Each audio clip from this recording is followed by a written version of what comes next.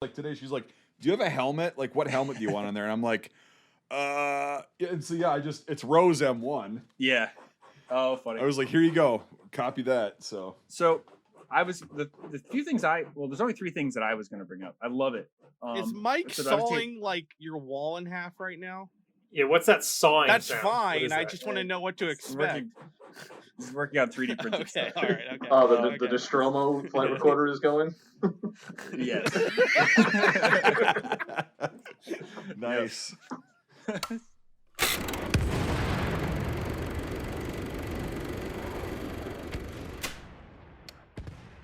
Hello and welcome to Scuttlebutt, the war movie review podcast. This week we're headed to the 2nd century to take a look at the 2010 film The Centurion, set amongst the mysterious loss of the 9th Legion in northern Britannia. As always, I'm joined by Mike A. Yo. Mike B. Hey. Nate from Actually, fuck you. Bleeping that out. There we go. and our residential general historian, Sean. Hello. So guys, what do you think? I'm putting a big old like duck quack or something in front of that. You ain't getting that in me. No way. Nuh-uh. Fucking tried. So this week we have a guest with us, Sean, who's a good friend of mine and Nate's. He's worked at a lot of museums and stuff, and big fan of Roman history and stuff. So we had him on this week to just enlighten us for the things we don't know. Because we don't know apparently shit a lot about this fucking era at all. Right. So I know a bit. So yeah, Sean, thanks for coming on. Glad you could have it. Yeah, absolutely. And I'm just I'm curious. Should we have Sean go first since he's the authority here on the whole thing? So if you want to set the tone, I'll set the tone by telling you this movie is about the disappearance of the 9th Legion, as Brian said, and nobody actually knows what happened to the 9th Legion. This is a battle that didn't happen. The main story of the main battle of the movie didn't happen. So the 9th Legion was last stationed in North Britain, around where Hadrian's Wall would soon be.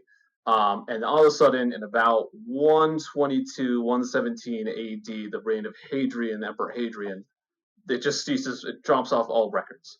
Nobody really knows what happened to it. So all this speculation came out, and this is more recent with historical fiction becoming a thing.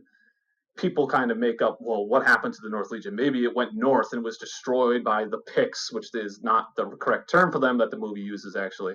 And maybe the Romans tried to cover it up to keep people from finding out what happened and thinking Rome was weak. And that's just probably BS. It's absolute crap. More than likely, the 9th Legion was transferred somewhere and was destroyed in a Parthian campaign in the later centuries, maybe around 130 or something like that. Or there's speculation it was destroyed in the Second Jewish Rebellion, the Bar Kokhba Revolt, which happened around 120, 130. Again, I can't remember exactly the dates, but basically what happened in this battle is historical fiction. And it has caught on with historical fiction. There's some evidence maybe it went to North Britain and it was destroyed, but more than likely, no, it didn't happen. There's a good example, if I could just refute it real quick. Good example is the Teutoburg Forest Massacre, which most of the people know about, which is 3 legions march into North Germany and are totally wiped out. And the Romans didn't cover that up. So why would they cover up 1 legion when they lost 3 and nobody covered it up? Public opinion, stuff like that, does exist in our kind of sense today. So there's no real reason that they would cover it up. So let's just start off with that this is basically historical fiction, this movie. Cool. Right. But we need hot ass, warriors hunting down our main Yes, guys. we need for some reason the elusive Pictish warriors with weird spears that they don't use in the final battle for some reason. They look like I was thinking sometimes when I was watching this, I was like, is this Game of Thrones? Like, the way it looked funny, like. And funny enough, a lot of actors from Game of Thrones are in this I know movie. that, yeah, that's true. I noticed that. But I was like, these guys are basically the wildlings that they're hunting them down, like from Game of Thrones. Yeah, it's the Picts is not the right term. That's a 4th century into the 8th century, well after the Western Roman Empire. It was called Pictland, was northern Scotland. But they would have called themselves Caledonians or some sort of tribal thing. The Romans would have called them Britons. Picts is kind of the obviously the later term, what we would know them as, but there's no evidence that they ever painted themselves like they do to talk about the movie. There's no evidence of that until way later in the 4th century when the Anglo-Saxons, like the Roman Empire has fallen and left Britain. There's no evidence for that. And in fact, Agricola, who is the governor that tries to cover it up, a couple of years later, in like 80 AD, he marches north and totally just kills like 30,000 Caledonians in the Battle of Mons Grampus. So this whole like insurgent war, they didn't want to fight us. The Michael Fassbender has that monologue. It's total bullshit. They beat the crap out of them every time they met them in battle. They absolutely beat the crap out of them.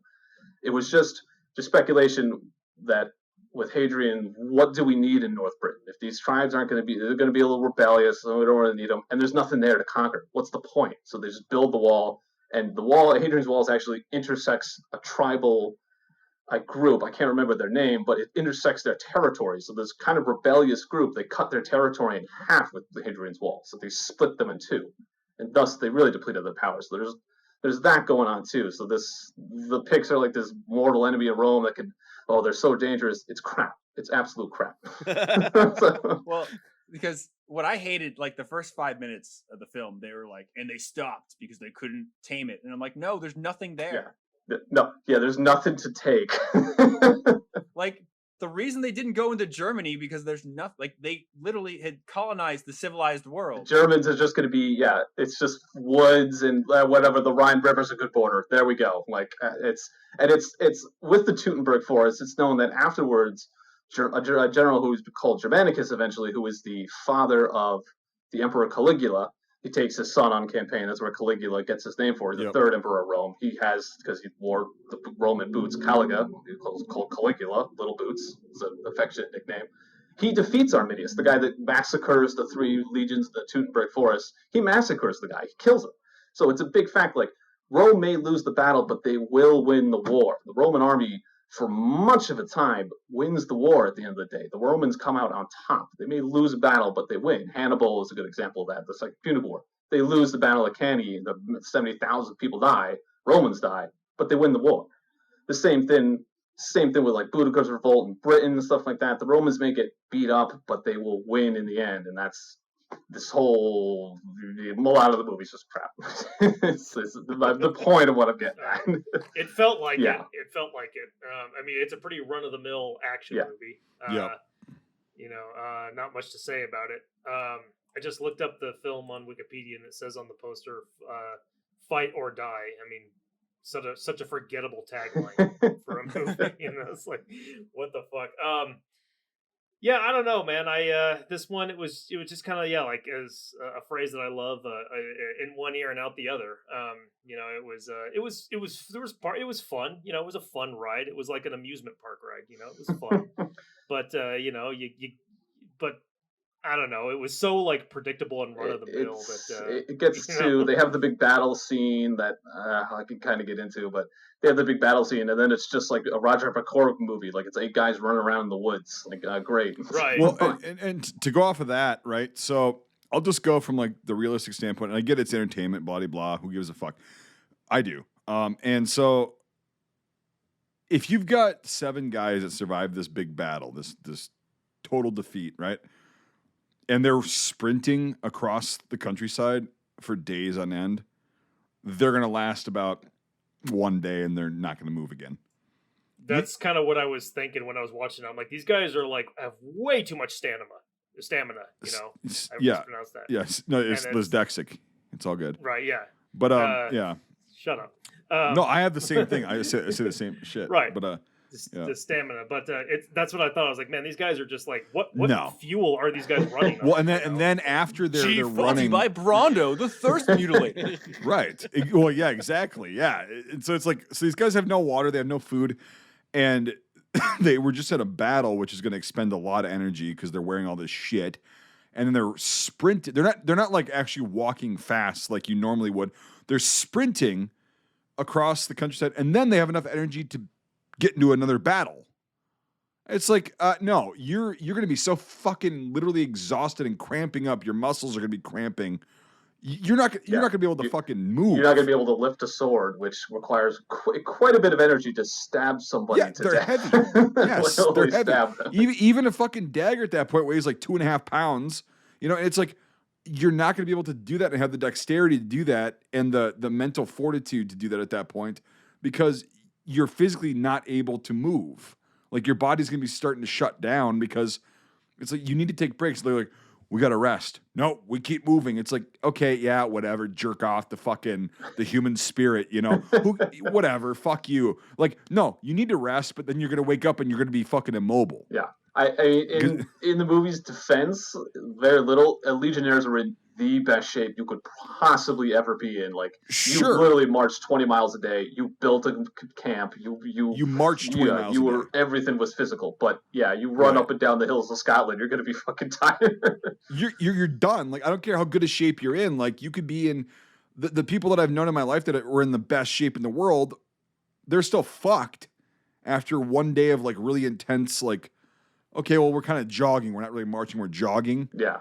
Wearing the same weight of gear, in good shape, different gear, of course. But like, it's like, no, you're fucked. Like, people have their limits. Human beings have their limits. And especially with no water and no protein and no food, you're fucked. So that was one thing I was just like, and the horses too. Like, so even the Picts, right? Or the Britons, I'll just call them because it's more correct. Yeah. And that's what I was actually going to ask you, but you answered it before I could ask, which is awesome. So the Britons, their horses, they're not going to be able to fucking go full sprint for days on end, searching down 7 guys. It's also worth noting that the Britons were known to ride chariots, which you've probably, like Julius Caesar specifically mentions chariots at the Battle of Mongrappus, the battle we know the most about, closest to this time period. It's Agricola Tacitus, a famous Roman historian. That's his father, I believe. Mentions the chariots. They don't mention individual horsemen. It was chariots that would drive up. A guy would jump out and throw javelins, get back in the chariot, and get the fuck out of there. And those were usually the tribal leaders. They rode in chariots. They didn't ride horses. And they're also using stirrups. Stirrups are a medieval invention, maybe Mongol, maybe Byzantine. I don't exactly remember, but they're wearing stirrups. The Romans didn't know what a stirrup was. Horses were a little smaller, especially Pictish, like Britain horses. They were small and shaggy. You could swing yourself up on it. There was not a stirrup, and they're wearing stirrups in the movie because you got to make it easier. But yeah, that's totally incorrect.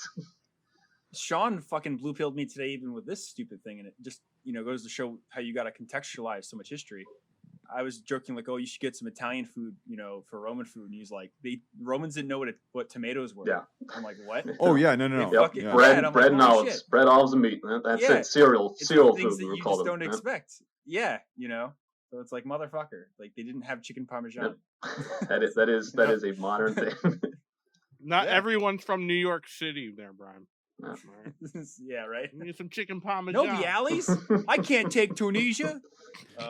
So Sean, would they have hunted local game like stags and other things like that? Yes. Basically, I'll get into how a Roman legion march was. You would have scouts going ahead, a first legion as protection, then you would have a road clearing party, and you would set up a marching camp. And this is something they don't do in the movie, which when we talk about the ambush, we'll talk about a bit. Yep. But there's a scene where they go to the camp at night. They're camping out on the march, and they're just like in the middle of the forest with tents everywhere. And that is specifically, the Romans would not do that. Your Roman legion would march. They would have cavalry, scouts. With the chick that leads them into the ambush, that's kind of realistic, having a local guide, because obviously nobody had maps. So a cavalry detachment would go forward, either the legions or the auxiliary troops, troops allied to Rome, something like that, would go forward. Then you would have a legion that would march forward too as security, and then you would have a road clearing party, and their job was to cut down every single motherfucking tree in the way of the march, clear the bushes, so that literally the rest of the legion could march forward with the baggage train, all that. Then when you stopped at night, you would try to find a hill or something like that, something high ground, defensible position, and you would clear that out, and the entire legion would kind of march through where the front gate of the camp was going to be. And it was the same way in every legion, every army, every campaign. The Roman camps were laid out the exact same way. Everything was marked where the general would set up his tents, where the centurions would set up their tents, where the paymaster's office was going to be. Everything was marked. And you set that up. You then dug a perimeter around the camp, and you made dikes. And then you have high defenses, you have a low dike, and every legionnaire had everything he needed up in a stick. He had a big pole, had his javelins tied to it. He had 2 palisade stakes tied to that as well, along with all his personal gear. And he was holding, you would be carrying that along with your shield, which would be covered in a leather holder. So as you dug in, you would then put the 2 palisade stakes in. Then you would be set up the officers' tents, set up your tent, then be dismissed. Some cohorts would draw duty, have to go on watch, various things like that. And that's something they don't do in the movie. They're just in the woods. It's like, whatever, they're just camped out. Then you have to also make your own dinner. So it's a strenuous life, but something they don't even touch on. They're in the camp for like 5 seconds, and it's just this mess in the forest. So we're okay, yeah.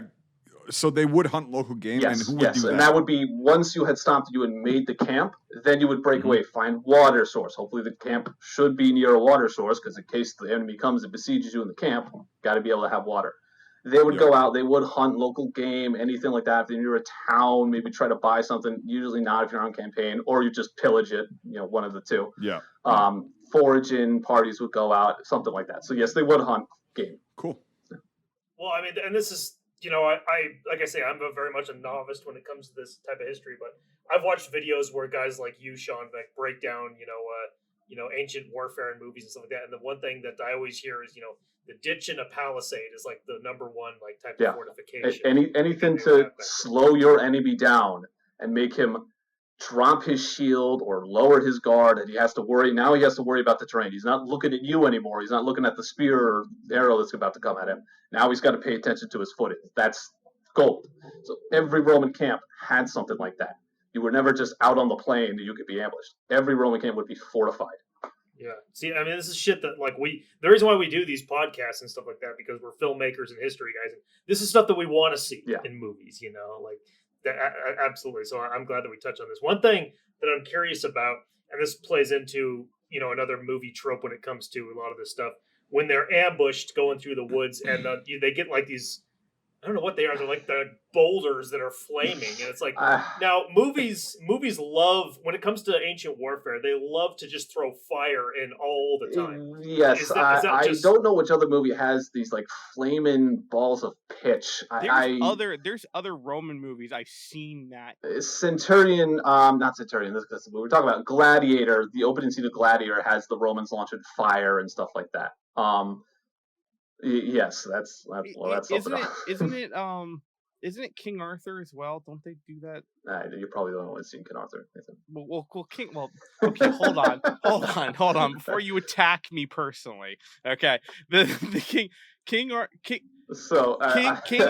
is loosely based on the British. Like they make King Arthur like Roman, and so they do that whole thing. And I know it's horse shit, but I know they have like balls of fire in that as well. I think it's that movie. But since you just took a personal shot at me, then I'm going to assume that you haven't seen that. I think I know which King Arthur adaptation you're talking about, and it's like a really early 500 AD, which is probably when King Arthur was around. So they probably would look like Romans, but that's that Clive as and for Knightley thing. A lot of what ancient medieval battles are, it's the first person to turn and run away. That's when the line breaks. That's when you get stabbed in the back. That's the easiest to kill you, is when you're not looking at. And that's really when you start to turn the battle, is who runs first. And that was the strength of the Roman legion, was they were so well disciplined and tight that usually the enemy would break first. And then once you have a route, then you can pursue, the cavalry can pursue, and you just stab the shit out of people in the back. So those giant thins of pitch, which I assume is just like straw wrapped up in a giant ball with pitch lit on fire, rolled down the hill.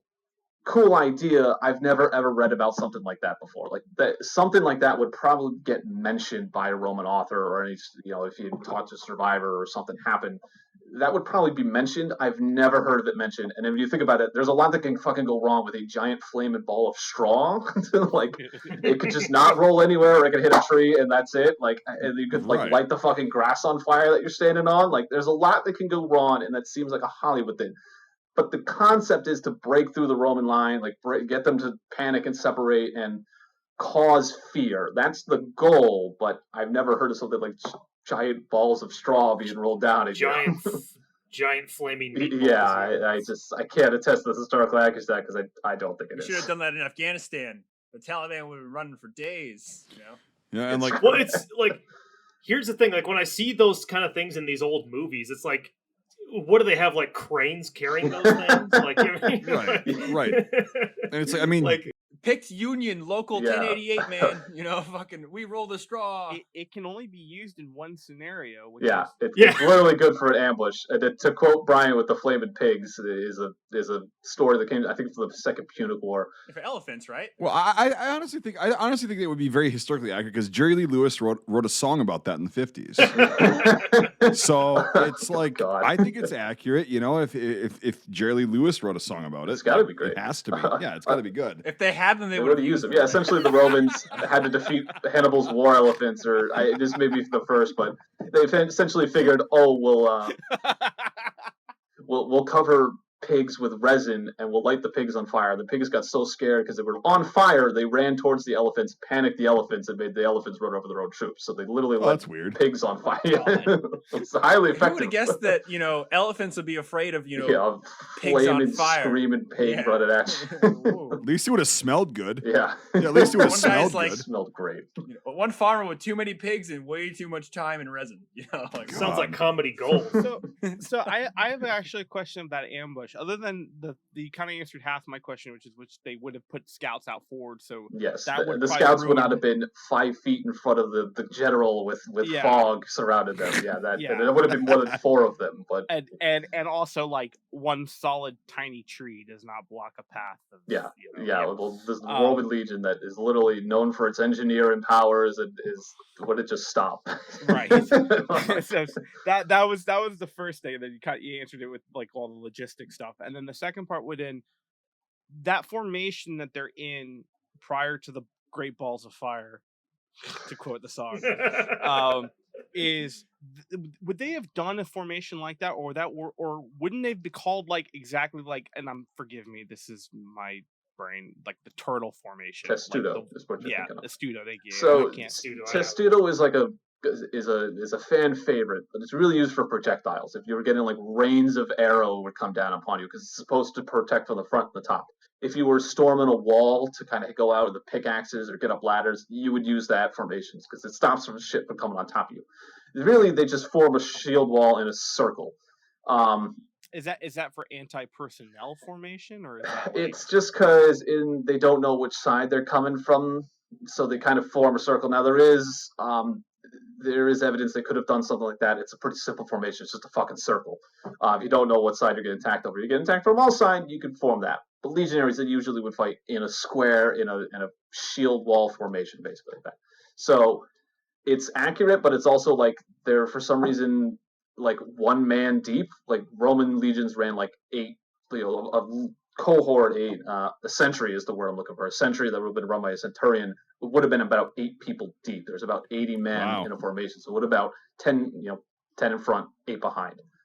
They're deep. You have to run deep because the person behind you also stops you from turning to run. That's another point. Then you could be replaced by the guy behind you if you get too tired. That's captured. Have you ever seen HBO Rome where the guy moves in front of the other guy? That's the thing they would do. But they're deep to stop people from running away, to get unit cohesion. That's super important. That was one of the huge successes of the Roman army, was unit cohesion and obeying orders. That was a huge recipe for their success. Why they're one person deep is probably because they couldn't get enough goddamn extras and they're all stuntmen. And that makes usually sense. The case. Yep. That makes a lot of sense. I did not know that. That's really interesting. Yeah. How is their gear, Sean?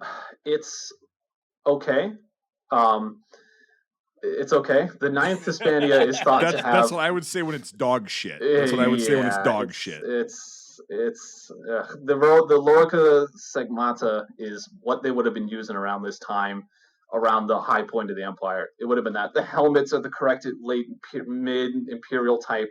The only time Michael Fassbender, a Centurion, has his helmet on in the goddamn movie, it's not the right Centurion helmet. Centurion is supposed to have a crest right above it with the big horsehair or giant feathers sticking out of it to make him very identifiable.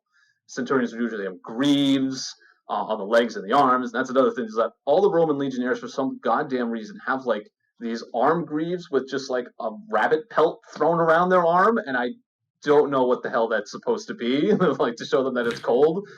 but you're a Roman legionnaire in the Roman army that's standardly outfitted. Like, you'd have something nicer than a goddamn rabbit pelt thrown around you. And I don't understand what decision was made for that. But hey, there you go. Well, they didn't have like the guy with the leopard print and everything. In the yes, front, they did. The standard there. Yeah, it would have been like a bear or a wolf or some sort of predator. Something cool. Yeah, he's real. Yeah, he's not recognizable. I've seen cheetahs too, I believe. I'm sorry? Didn't they use cheetahs in like some crazy game? Yeah, that probably would have been for like an Eastern Legions. You gotta think it's more like you ship, like, to ship a fucking leopard pelt all the goddamn way to Rome is expensive, and it's probably going to some magistrate's palace or something. I'm gonna forget their name. Optimates, I believe, are the name of those. I gotta pull out my book here. Optimates, I believe, are the name of the standard bearers. They would have had like predator pelts or something, like bear, wolf, something on top of them to distinguish them. They like carried the standards of the Legion. I think you see them in Gladiator. Yes, they're briefly there. Going into, I'm sorry, if we still want to talk about kit and stuff like that, but one thing that I was, I don't know, kind of put off in this movie was that it played into the trope about the wolves hunting people. And wolves, real Liam Neeson hours right there. Yeah, like wolves don't hunt people.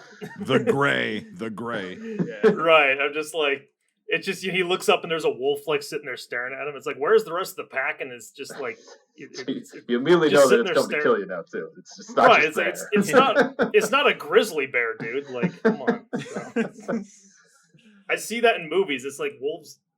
And also the wolf sound effects. I'm pretty sure, like, I heard those sound effects in Red Dead Redemption. Like, I mean, it's like stock wolf sound effect. The same shit that's been there since like the 60s. There are some shots in that are also CG of the wolves too. Yeah, yes. Oh yeah. Did not hold up. Oh god, yeah. So this movie was made in 2010, and I remember when it came out, I was kind of shocked by it because it wasn't in the rounds of standard release. It kind of was. It's like the film festival, and then went for like the kind of the independent film. I think Magnet is part of this as well, so I think that's also a good indicator of like kind of like the quality. Which Magnet isn't bad. It's just sometimes it's a lower funding level. This movie did not do very well. It had a budget of $12 million, which is surprising to say that out loud. And how much did it get back? Was it $250 million? It was $12 million was the budget. It only got $6.9 million back. Oof. And there's my phone dinging me, calling me guilty. There we go, muting that. Okay. And I was shocked to know that it had a budget of $12 million. Not that it is bad. You can obviously see where the fundings were kind of pushed. It was very much going for, let's have this giant kind of massive thing with it, which is, lots of helicopter photography. There was a lot of a tour of the Scottish moors. Yes, it very much was. And Sean, you can being a fellow nerd of the same realm, it's very 2001 Fellowship vibes. Yeah, but not good. It just felt like a Lord of the Rings fucking movie. Yeah. With so much so with the helicopter shots that they used the ones they didn't use in the movie during the credits. For the title sequence, right? Yeah, that's right. Yeah. The movie ends with just a montage of helicopter shots. Like, these are the ones they Moors and Highlands because we have a lot more of them to show you. Right. Before drones, before the light times. It's like 20 minutes after the last credit is there. It's like still scenes of Scotland. Right, there's just no credits. Can we leave the theater now? No, there's gonna be an Easter egg. God damn it! There was a lot of high budget cinematography, and you can see where some of the high budget cinematography works within the realm of the movie itself. There's a lot of unique camera angles that you kind of see and do stuff, and it goes through. But then then you can see where they went, oh fuck, we don't have this, and then you can see it kind of being made up with CG and stuff like that in certain aspects. there was way too much early on in the film, especially. There was way too much CGI blood going on. Well, it's funny. yeah. It's funny. Yeah. Right. Yeah, like there's a lot of CG blood in the beginning, but then they also have pretty, for the most part, pretty good prosthetics for a independent movie. Most of the time, you don't really see that. That Right, was but something that also stand got out. fucked over by their CG blood because Yeah. okay, so yeah, no, that was something I was actually going to bring up, and I think it's a good segue. It was because during that big battle, when somebody gets stabbed in real life, there's not blood spraying out fucking 360 degrees everywhere. No, Jesus Christ. Right? And also, when that one guy, I mean, yes, there's spoilers on the podcast. You guys know this. If you don't like spoilers, turn it the fuck off now. If you're this far in, then you're fucking stupid. fucking whatever. But like, I had to say it every time because I know there's gonna be somebody, I haven't seen it, you just spoiled it. But like, okay, so we'll soundbite that as a spoiler warning. Right. So you're right. And all right. Make a note of that. What? No. Really? He's not gonna cut it. No. He's not gonna cut it. No, I'm gonna. so that he knows to get it. I know to get it. Sorry, The Michigan. soundbite. Yeah. The soundbite. Oh, Okay. spoilers! No, I'm gonna that. throw that in the beginning of like everything. Okay. Yeah. Okay. Yeah. I get Sorry, it. Mike. Keep going. No, Sorry. That or your 5 minutes of like, I am the Jedi, you are the Padawan. Like, right. So we were just talking about Star Wars. Soundbites. No context. All right. Go. So yeah. So when the one guy is like, which is honestly, from what I know about like ancient and up to before firearms battle, if you're on horseback, you can grab somebody and throw them against a fucking tree. That's a good way to knock somebody out of the fight. Right? Oh, that guy. But the head exploding. Exploded, like, yeah. What like the he got hit in the head with a I sledgehammer. forgot about that. Yeah. No, even a sledgehammer wouldn't spray that much I know. shit out. Like, what the Fucking fuck are we crane. doing here? Like, Yeah. what? Like, Jesus Christ! It was like Gallagher throwing someone against a tree. Right? Yeah. It's like the mountain fucking popping eyeballs out, which actually is more realistic than this fucking scene. A lot of the armor too is like made out of fucking paper. Like there's another helmet scene where like a battle axe goes right through it. Well, their helmets. Correct me if I'm wrong, Sean. Their helmets were not fucking that goddamn thick. clock. I swear to God. They're not. So, especially, this is actually one part of the gear they got correct around this time period. They wouldn't have all had this standardized, but they added a cruciform protection to the top of the helmet that would kind of stop axes and stuff like that, and they don't have it. So, it's possible if I hit that fucking helmet with a battle axe as hard as they fucking could, it's probably going to go through. It would probably fucking kill you. It's not that thick. Like, thick, super, like, medieval style plate armor, it's not around yet.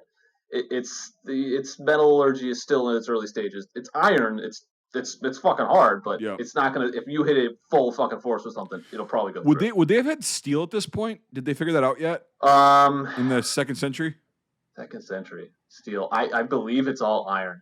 I don't believe it is steel yet. Okay. I think it's all iron still. It's polished it's iron. Yeah. Sometimes you could add tin to the iron, but that they don't know how clearly they did that because tin rots in the fucking ground really quick. So it's possible that it would have been iron with tin over it, but usually it's just iron. Okay. Since we're on the subject, what was the liner of the helmet like? Because if you're going to take a blow like that, it wasn't like it's a leather cap. It is. Or... We would call it an Armin cap. It's literally like a felt cap that would just sit on your head, and then you put the helmet over it. It's not like an independent leather liner. The medieval ages, you have like a leather coif or something like that. Like you've probably seen those like leather hoods. This would have just been like a felt cap that went over you, and then your helmet went on top. Really? Yep. Yeah. There's no liner as far as they can tell from what they dug up, because they dug up helmets and they have pieces of felt like left over on the inside. I think it was just so no integral liners at all at this point. Non-integral liner. It's just the helmet. Huh. Yep. Okay. And then they wear a jerkin or something underneath the plate armor, because I've worn the plate armor before and it fucking sucks. It's like it's really hard to move in, but it's jerkin, really heavy. I don't know how much, like the movie, they all have these jerkins. That very well could have been like a private purchase then if you want a leather jerkin to thicken the armor. But as far as I've read, it is your tunic, your armor, and what you would do is you would put like a scarf on around your neck to keep the armor from chafing you. But it's not that much. Like you really, it's just your tunic and your armor. Remember, you're sweating. You are marching on this, then you're hot. Like you don't want to add more shit. Yeah. You don't have to. Especially if you were in the East, somewhere like that. You wouldn't be wearing a fucking leather jerkin. You'd collapse. This is, in northern Scotland, you would probably put two tunics on, something to warm you up. But a leather jerkin, I haven't heard about that. What So is... with Go ahead. okay, Mike, I'm sorry, go. Nate. Go ahead. No, it's go okay. ahead. Go ahead. I was going to just comment on a bit of the armor. Michael Fassbender in that first camp scene, because that's the only time I can remember it being like very much on screen. It looked like chainmail armor. Yep, chainmail never went away. Chainmail is probably one of the earliest forms of armor, other than bronze. Do you know how early that was? It's it probably came from Gaul. The Romans were probably introduced to it in like 300 BC. It's been around for a long time. Chainmail's been around for a long time. Probably around then when the Gauls first came down into Italy and sacked Rome, actually in about 300 BC. That's probably when they were introduced to it. Some of the helmet types too. The famous Roman helmet that we all know, well, it's a copy from a Gaul helmet. It's a copy. So when they were invaded by the Gauls and they killed a bunch of them, they copied that helmet because they liked it and it's easy to produce. Copied that helmet. Chainmail is probably when they were introduced to that. Otherwise, Romans beforehand, they would have looked a lot like Greek hoplites. That's the influence they would have had. They would have looked like a Greek hoplite. Before that, after they started fighting the Gauls, Celts, or whatever you want to call them, they would have started to look chainmail, that kind of classic Roman we think of. So chainmail never went away. It, obviously, because it's in the medieval era, never went away. Well, I thought it came about a lot later, but that's really interesting. No, it's been around for a long time. That theory of like today, it's difficult with these ancient movies because you're trying to put our sort of modern perspective on a world that didn't have that. Sure. Like that whole thing of we got to advance quickly, you got to get past the competitor with military technology. That's not a thing. Like, oh, your armor worked. I guess here you go. Like, it'll work. Like a shield and sword for how many thousands of years we've been using that. Like, it's that military to keep amping up and get the next better thing. It's not a thing. It wasn't a thing until maybe after World War I. You could argue, or during World War I even brought that about. Well, yeah, we can talk about that. Yeah, that's another time. But like it's no, I just that's really cool to know. Like I thought chainmail was so much later, but like it was around for that. Yep. No, and so okay, cool. And I mean it's an effective armor for the combat style of that time period. Yeah. Right? Yeah, chainmail is good against like stopping slashing. So if you slash it, it'll deflect it. A direct stab, that'll probably get through chainmail, as it would most armor, except like later if you put plate over chainmail, something like that. So in 300 BC, when you say this came out, yeah, when you say this came out in 300 BC, so when did they start using iron? That's a difficult question. That's going way back. What is the agreed upon time period where they started using iron swords? Probably somewhere in the thousands BC. The Assyrian Empire. No shit. Of fought like the Egyptian pharaohs and classical biblical Assyria. That they used iron. They were a big thing. They had iron. Other people didn't. Like everyone else still used bronze. The Assyrians had iron. So we're talking that was my back. question. So yeah, this makes a lot more sense now. Yeah, because iron versus iron, it breaks. Like they said in the film, they actually did say that. Like it doesn't bend, it breaks. Which iron does. Mm-hmm. And yeah. Jesus, that's really cool. As Roman, you had to polish your goddamn. You had to keep your equipment in good order. It's another point when they're marching that. You could, when you marched, you had to keep your armor on. You could take your helmet off and you would have like a leather cover for it, actually. It would hang around your neck. That's a big point. When Roman legions marched, they didn't march ready for battle. So you would try to keep care of your equipment because it was, for what we know, state issued as well. So you would have to polish your helmet and your armor with like a layer of olive oil. You could use sand to kind of get rust off. But as you marched and as you sat in your marching camp, you took care of your equipment. That makes sense, and that's why, because iron is very hard to keep shiny. Yes, as we all know. But it also it's like, so they do that like for kind of a pride in like, hey, we're more well maintained than you, or was it was that a psychological effect against your enemy too, to have like shiny armor? Yes, it is. To have shiny armor is a point of pride. It also just enhances the effect of your armor. If your armor is rusty and shitty, it's going to start to break and get through it easier. But remember, a lot of this is psychological in ancient warfare. Yeah. It's the first person who turns and runs, usually you're going to die. That's it. Your side's going to lose. So looking more impressive. That's why like Centurions have they have these big crests with feathers sticking out of it, so you could look more imposing as well. It's all psychological. Yeah. It's Early in the You're Roman bigger, Republic, yeah. Romans legionnaires had horsehair plumes to make them look taller. Like that's what any point of anything sticking out of a helmet makes you look bigger and more imposing. That's a key. It's just going to back to the scare them. animalistic side of humans. Yeah, Yep. it's just to put the fear into you. Which is why you see that in a lot of antiquity, just in anything, not just Roman, but you always see soldiers with big headpieces, big headdresses. Yeah, big decorative helmets. It's to make you look more imposing upon the person that's trying to stab you to death.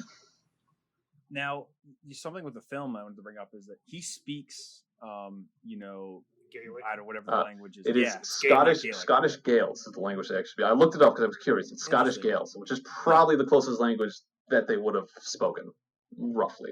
But he speaks it now. If I remember correctly, you told me once, Sean, that when you joined the Legion, they were like, "Thank you for joining the Legion," and they would send you to the other end of the Empire.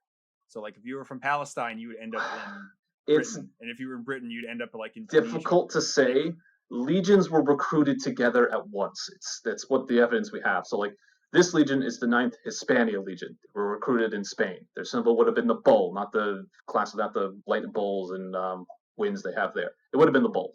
They were recruited in Spain. So this legion would have been recruited all at once, sent somewhere, who knows where, but not kept in your home base usually, because that's likely to have some magistrate to get local power and to use the legion for no good. You would be sent somewhere else. That's why a legion recruited in Spain ends up in Britain. If you were needed for a big campaign, like say we're fighting the Parthians or Iran, for our viewers who may not know what Parthia is, it's essentially modern day Iran. You would be sent to the other side of the empire, you would get all these legions together. But legions were recruited at once, and they were usually recruited from the same area because those people probably, hopefully, speak the same language. Now, the orders and everything in the army would have been given in Latin, so you would have had to learn Latin orders, and then maybe you could learn Latin. Maybe you already knew Latin, that was great. But again, they were recruited at once in a certain place. So this thing where they're all from different parts of the empire, I can't really testify to that. It seems to be if legions were decimated, like they got in a really bad fight, they lost a couple cohorts or something, then you would receive reinforcements from somewhere else or another legion or something like that. But again, Roman camps are all laid out the same, so it was very easy to plug and play because everybody knew where everything was. It's a simplified army. So kind of, once this thing with the 9th Legion very well could have just been disbanded, and maybe it was destroyed somewhere. They wouldn't have reconstituted legions that were totally destroyed and lost their people. That was it. You were done. So, hopefully that answered your question. Retiring the football jersey number or something. Well, how did guys find their way into the Roman army? You were poor. Because it was 25 years, right? 20 years. I believe it was 16 extended to 20. The Legion was open to people with citizenship. So you weren't a slave, you weren't an allied tribe or something like that. You were a Roman citizen, you had Roman rights. Who gets that is very complicated at times in the empire. Your father would have been a Roman citizen, something like that. Like ex-slaves or escaped slaves weren't allowed to be legionnaires. You had to be a citizen.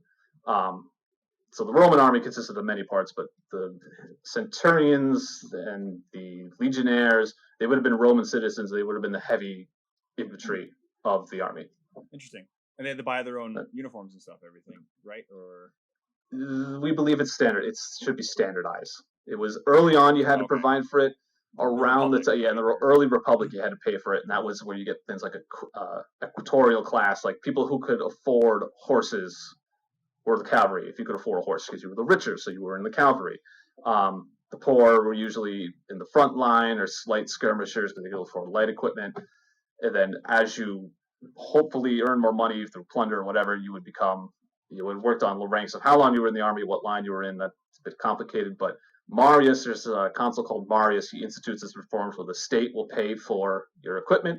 It will be standardized equipment, but now you have to carry all your shit. By the way, that's something else. It's called Marius mules. The legionnaire literally carries all his shit. That's when the state starts to standardize equipment, and we kind of know that it was standardized because we've seen digs where they find pieces of armor in like a fort in Britain, and they find almost the exact same in like Syria or something like that. There's been helmets they found that have initials carved into them, and they have like 3 sets of initials, like din din, almost like you would see on like a World War Cup or World War II. Like the same sort of graffiti that soldiers would do is put in a helmet, and 3 different sets of initials. And it's almost the exact same helmet that they would find across the empire. So we know that there was standardized equipment of some sort. So at that point when they started standardizing things, was it kind of like it is nowadays, where they would the government would commission small businesses, companies, whatever, that were armorers and everything to make this stuff for them? Most likely, yeah. You would get a contract, like a local armorer would make this. You are going to make it off of this pattern, as much as we can tell. Yep. That is, but again, this is the age before the Industrial Revolution, so it would be the same. Of course. Everything would have slight variations depending on where you got it from, who made it. Every single one was different. It was all handmade, but it was some sort of standardized pattern. They're being paid by the government through taxpayer funds, kind of like nowadays. Yeah. Yep, and I know it's all handmade, but so they would go, here's the, like you just said, and so that's how it worked back then. Yeah, even that far back. Yeah. And if you were recruited into the Legion either through volunteer or press gangs, which literally went on the street and tried to find people, usually the poor people were legionnaires, farmers, stuff like that. They would try to specialize stuff. So we need volunteers. You were a blacksmith before you joined Legion. All right, now you're going to be the unit armorer. Like they would try to put you in what you were, so you could same. Yeah. But so all right, they would contract with local local blacksmiths and shit like that. They'd pay them from government money that was from the taxpayers, and then they would have a contract. Be like, we need 10 pieces of this, and this by this date, bam, and then that's how that worked. Usually, you have to make X amount of pieces of armor or something like that. Yep. You shoemaker, like the legionnaire is going to show up, you would make the shoe.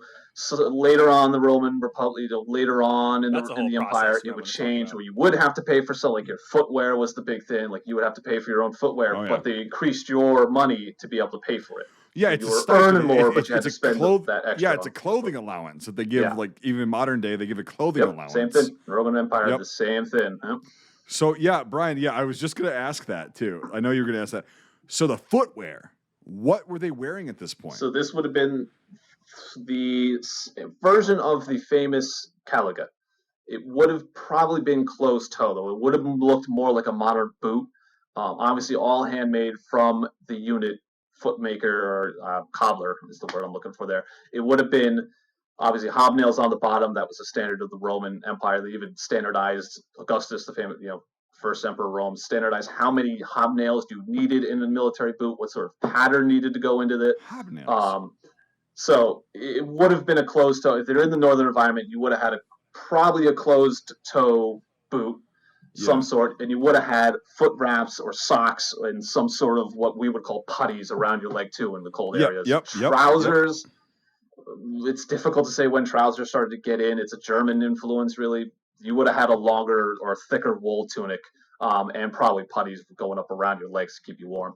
It's if you had the caliga, the open-toe sandal. Yep. To the listeners, putties are they're between 3 inches and 5 inches, a long strip of wool that you wrap very tightly around from your footwear up to about your knee to protect your knee from plants, whatever. It also provides ankle support and all that stuff. Because putties, you and I know what we're talking about. Yeah. But that's it's a predecessor to leggings. Yeah, so it's essentially it's the same thing. It's same concept. Leggings are these things you put on your leg. Well, that's really insightful. If you think about it, it's an incredibly simple thing of a strip of cloth you wrap around your leg. Right, and so really quick, I just go down a nerd thing. Like the Vikings and shit, they would wrap their putties. They would wrap it once, they'd wrap it once around their ankle, and then they would go underneath their heel and their underneath their foot. How did the Romans wrap their putties? Did you know that? I don't know that. I don't know if anyone really knows that. Nobody wrote down this is how we wrap our putty. That's fine. That's fine. And it's all. And remember, if you were in the East, you probably wouldn't have worn this. You probably would have just had your been open and easy. But in the North, it seems like they try to go off of columns and monuments and gravestones and stuff like that. And some of them, some would have had breeches with putties. Some of them would have had socks under there and nothing else. Yeah, it's just there's so much variation. There's such a long period of time. I can't really exactly say how they would have done it, but it's just roughly similar to how the Vikings putties. would maybe. But everybody would have done it different. I like putties. I'm pretty proficient with them, and that's why I asked because. Mm-hmm. they're a very old piece of equipment. Yes. And they still show up and they're actually still relevant. Like when I wear them, I'm like, I know why people wore these things for a couple thousand years. Like, Yeah. like they're could, but no, it's interesting that the Romans wore them because you always hear about the Vikings and shit, like doing, they wore them, blah, blah, blah. But like leg wraps in general, and did they not originate in the Middle East, if I'm remembering my history correctly? Like the first most known, likely, likely all of this stuff originated in the Middle East at some point, but most likely, I can't say exactly where they originated from. Although no, that's fine. They probably would have been worn. We can't know everything. Like that's just like, yeah, because it's funny. Something that's simple that was used up until very recently in human times. Yeah. Recently for us is well, actually, the '60s. There were still militaries wearing puttees in the 60s. The Chinese used them till the 80s, if I believe. Like, yes, they invaded I think Vietnam, you're right. The PLA, yeah. Oh, which Vietnam War? Yeah, which, well, not ours, the Sino-Vietnam. Yeah, that's what I mean. The Brock Sampson, But no, but like it's so weird that like something that like is so current to us is so old. And I'm sorry I'm a nerd and I'm going into that little detail and I'm sorry I'm wasting time. Interesting that people think of these ancient societies as like a different species, but no, we're talking about us. You're talking about Homo sapiens. You're not. We're not talking about Cro-Magnon. We're talking about people like us. Like it's not the Romans are us. Like it's not. They're probably smarter than us of anything. But like it's just. Yeah, you're not talking about a different species of animal. 100%. That's I was gonna say. I was gonna say. Speak for yourself, though. I'm still Neanderthal. Fucking Neanderthal. But just one thing to interject here. So there's one big fort they've been digging up in northern England for years called Vindolanda, and there was like 8 or 9 different forts over the span of Roman occupation of Britain that they built here. They literally build a wood fort, use it for a few years, forget about it. It would dilapidate, build another one there.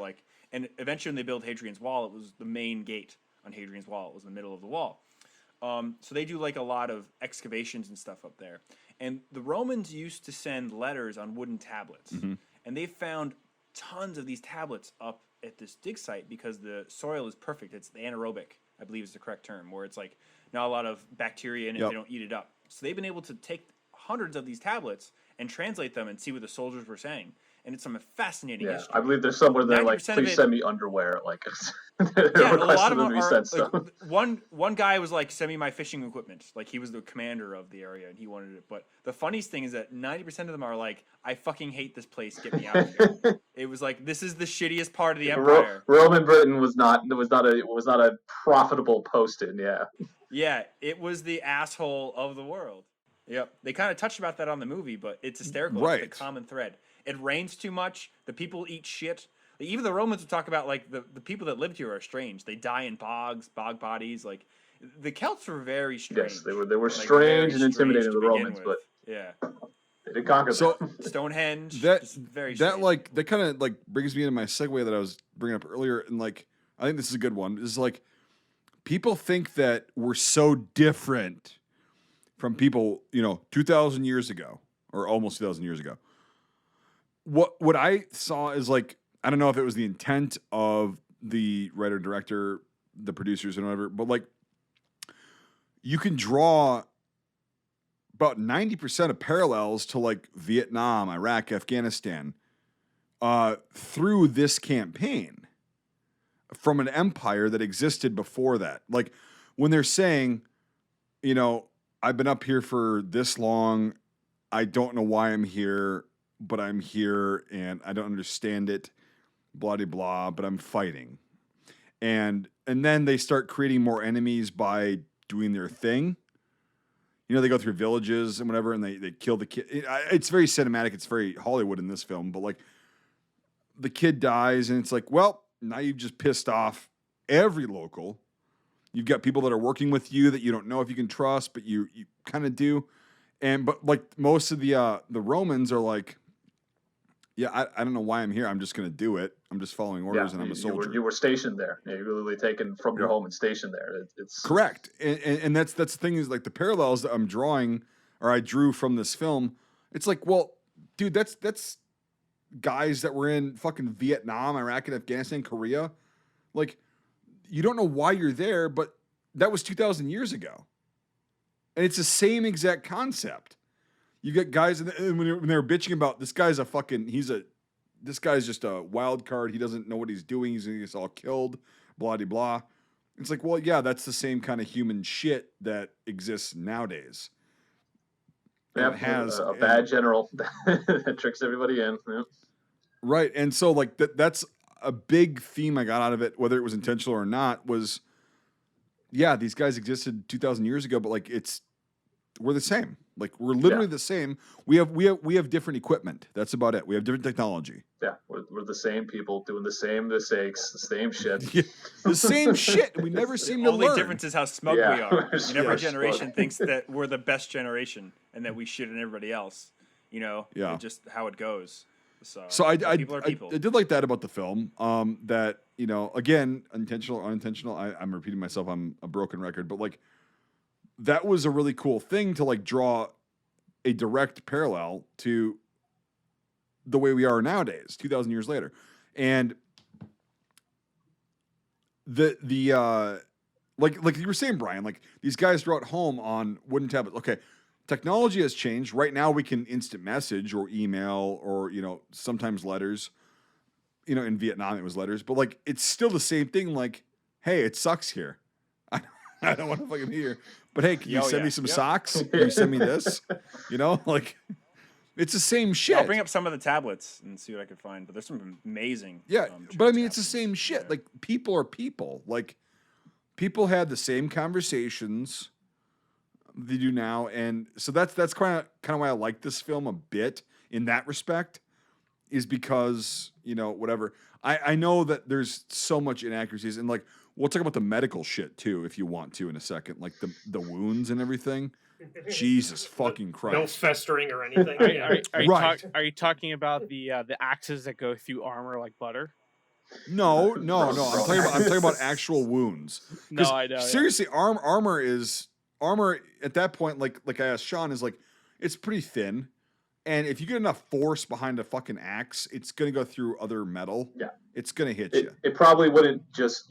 This is the thing that with I don't know if people always understand this with ancient battles. Like just because you got stabbed doesn't mean you're like, oh, you're dead. You fall on the ground. You bleed to death if you're lucky. If not, you get trampled. Like you have fallen down. Now the guy behind you has to get the fuck in front of you to kill the person who stabbed you. Now you're being stepped on, and like you're getting trampled to death slowly. Yes. Like it's fucking brutal. Yeah. Sean, stop stepping on my hand. You can cry all you want. All I know is this person's trying to stab me now. I'm gonna keep fucking walking over you. Yeah, that's Roman. The Roman legions.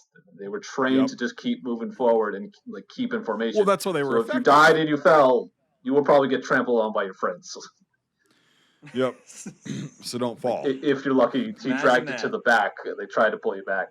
You probably wouldn't be lucky. Instead of thrown under the bus, it was usually known as thrown under the Legion. Someone get a medic! What was the term for medic? They did have them, actually. It's more famous with the Byzantines later. It's a guy with a short sword? It's a guy in armor with a giant red cross painted on his chest. That's after the adoption of Christianity. Before that, it was multiple gods on the chest. Oh yeah. It's the serpent, the right. Medical serpent fighting Apollo. The Caduceus, over the map of whatever. But they would try as best they could. But obviously medical help was a little limited. Yeah, Desportato they were called, but they were actually Roman medics with horses they weren't in charge of fighting. It's a later Byzantine thing, but they believe it could have originated with the Roman Imperial Army. Obviously, medicine wasn't so great, so your chances of surviving once you were stabbed, you probably died. Yeah, I was just gonna say, once you died, like who gives a fuck about medicine? Once you died, you're probably gonna die. Once you die, you're not gonna care. Like I said, you probably stabbed. And were like, oh my god, I've been stabbed. You fell down, and then you were trampled to death, or you just bled out because no one could fucking get to you. So that's why casualties are so high. And even if they did, what the fuck are they going to do? There's not much you could do in those days. Right. So, yeah, the medicine you're saying is not that, like, did they have, because I know the Greeks got medicine fairly well, and then they were stomped out by the Romans, or they just kind of went out. And then the Romans had okay medicine, but not, obviously not as good as we have nowadays. The Greek medicine would have been continued on with the Romans. There was so much Greek influence in Roman society. But there was only so much you could do without penicillin and basic understanding, basic surgeries and stuff like that. There's only so much. If I stab you in the fucking chest with a sword, there's only so much they're going to be able to do today. Like it's tough. So okay, let's talk about the superficial. Well, there are superficial wounds, like the slashings, right? So the one guy, I forget his name, the main guy, he gets slashed across the chest. Yeah, you would. I mean, obviously, common sense says you pressure to stop bleeding, keep the wound clean. You would probably want to wash it. That's pretty common knowledge. You would try to wrap that up, but to stop infection, that's almost a gamble. Okay, that's so probably that, what so would that, get at that you, point yeah. they didn't understand that. Yeah, you would maybe use vinegar or wine to kind of treat a wound. They would try to do something, but Put how sugar in effective it is to feed the vinegar and bacteria. wine? Yeah, Olive oil. Or olive The oil. number Yeah, one anything thing. they would try. But Well, that's what I was like. The guy gets an arrow in his. I don't even know. I think he got an arrow like through his thigh or something like that. Right. And they pull it out, and then like he's limping for the rest of the movie, obviously. But it's like it seems like that would be something to where like That's that could kill him. significant wound. they have to pull it through too, and then you have to snap it off. Obviously, it's barbed. You can't just rip it out the other way. You do more damage. Right, they did that. They actually push it through. Yeah, and, that's one thing for the movie. but like so. But don't worry, we have a witch woman who can heal. We got the witch woman. magic. We got the yes. witch woman. We got the Right, love who interest who for likes the movie to that see inserted always a in witch the ninth hour. who likes to see her fish being pissed on. So Who catches fishes just with her hands, just grabs them. Hey, Super easy. I sell blueberries Yeah. and I just mackerel. go to a local stream and just stare into it for 45 minutes. I want to just Highly for once in effective. one of these movies see some ugly ass women. That's what I want. Right, well, because that's no, how they realistic would have. women. Honest to God, what I was thinking throughout this whole thing is like the chicks in Britain, like, yeah. They're Instagram models. She got some ugly teeth, and that's about all that's wrong. Well, with no, her. here's It's the a cow thing is, town. with Britain women at that point, it's like you either are hot or you're not. There's no in between. When And has that not been the truth? Though? and here's might be right. scale, hot or not. Well, that used to be a website. British Used to be a or website not. you could put your picture on and get rated. But like no, so it's like I would love to see some like nasty looking, just like regular road hard put away wet women instead of these like fucking solid 8 or 9 out of 10 women. It's like, why don't you have a woman that's like not really attractive that like can prove herself in battle and they respect her, but she's not like a fucking goddess. We you know? want Helga, the dwarf woman. The picked scout, because this was made right around the time that the Hunger Games was made. Yeah. For some reason, I kept thinking that she was J-Law. Oh, God. Oh, good God. No. Yeah, don't. So I was like, why is she a pick? I mean, Why is she J-Lo is a killing all these solid people? 9 out of 10 in my opinion, but like you can, Oh, you can, for sure, but but like no, that's not J-Lo. She doesn't have the jaws. She doesn't have like the jaw structure. Like she's just still a 9 out of 10. But like again, she should be like a fucking 3 out of 10. I'm Mike Birch, and I want more hogs. Why she's randomly mute in the movie? I don't know why they made that decision, but that's stupid. Was that a Roman thing? Did they rip people's tongues I've out? never heard of them random? ripping people's tongues out. Romans, it's pretty standardized. You heard it here, punishments. I've never heard of people get their tongues ripped out. Well, She's probably that's based like off of Boudica, which is the famous British rebel. Britain rebel. She was a female. She led this giant army. She sacked Londinium, modern day London. She defeated the 9th Legion, which is the Legion in the movie. They were smashed by Boudica's rebels, almost totally destroyed, if not totally destroyed the first time. She's kind of based off of that, and people know her. There's a big statue of her in Westminster, I believe. Other than that, there's no mention of woman fighting in, Britain armies. Like, there's no mention of female warriors. It's not mentioned, and that's something That's the Roman weird. historian who was watching, like the Battle of Mons Graphus. There's no woman mentioned. They're not mentioned there. So, again, another total fabrication the movie kind of made up. Gotta put asses in seats. Gotta man. do it, yeah. Yeah. Well, Were there that's exactly women- it. Yep. Yeah. Were there women in Europe at the time who were combatants, like in the German tribes or anything, and just to give context? Not to that I know of. Scythians, which were like a horse nomadic people from very early in the BCs, they're kind of mentioned as having women warriors. It's not something I've really read about, and that's again like the Roman. They say if a Roman author takes time out of the narrative to describe something, it's probably something different. like for the Battle of Mongrappus, where they fight the Picts. So let's just call them that because it's easier.